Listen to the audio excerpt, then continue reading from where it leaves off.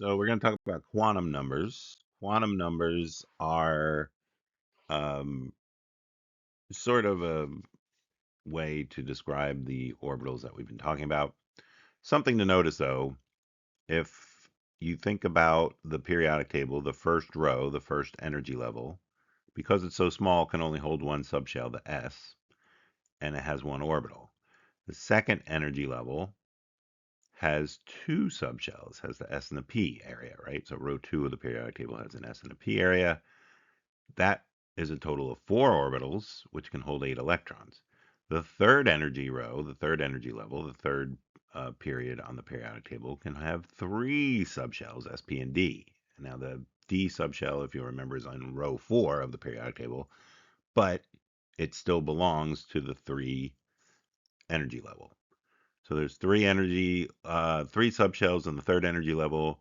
That makes a total of 9 because this has 5 orbitals. This has 3. 5 and 3 is 8, and plus the 1s is 9 for a total of 18 electrons. And the fourth energy level, you have 4 subshells available. That's a total of 16 orbitals because this has 7. 7 and 5 is 12. 12 and 3 is 15, and then 1 is 16. And they can hold a total of 32. So in theory, as we keep increasing with energy levels, there are as many subshells as there are energy levels available.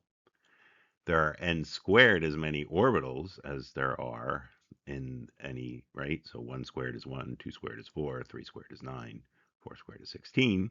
And because every orbital can hold 2 electrons, you just multiply your n squared by 2, and you get how many electrons can be held in that energy level. So that's just a little math fun.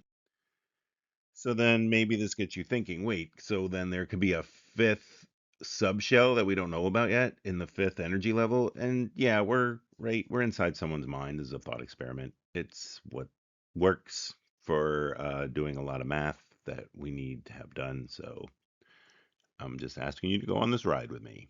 Okay, so quantum numbers, I'm not a huge fan. I think, but anyway, here we go. Imagine if you were in the 1950s and you had this computers that they used to have to put little punch cards in to have it program, and you wanted to explain to that computer how to do electron configuration. You would invent quantum numbers to do that. So we have n, we have l, we have m sub l, and m sub s. These are the quantum numbers, and this will help you well, whatever. It's a thing. Here we go. So the principal quantum number, right? The n, the first one, the quint that just means the ring around the nucleus. So the first ring is n equals 1, the second ring is n equals 2. It's the period we're in, right? We've talked about this a lot. N equals 4 is 4 rings around, and n equals 5 is the fifth ring around. So the principal quantum number n is just what energy level you're in around the nucleus. The L, we already learned S, P, D, and F. So instead of assigning them letters, they assign them numbers. And because this is a computery type thing, 0 is the first number we start with. So S is 0, P is 1, D is 2, and F is 3. That's it. It's just a code that when I say L equals 2, I'm talking about the D subshell. When I say L equals 0, I'm talking about the S subshell. M sub L is going to specifically talk about one orbital. So since the S L number is 0, there's only one orbital. Since the P L number is 1, the orbitals can be numbered 1, 0, and -1, and that's how we get 3 orbitals in the P. And then since the L number for D is 2, that's 2, 1, 0, -1, -2, that's how we get 5 orbitals in the D subshell. And since the F number is 3, 3, 2, 1, 0, -1, -2, -3. That's how we get 7 suborbitals in the F subshell. So M sub L is just like if you had to deliver to which of these boxes, which one are you going to deliver to? It's going to be the middle one if it's the 0.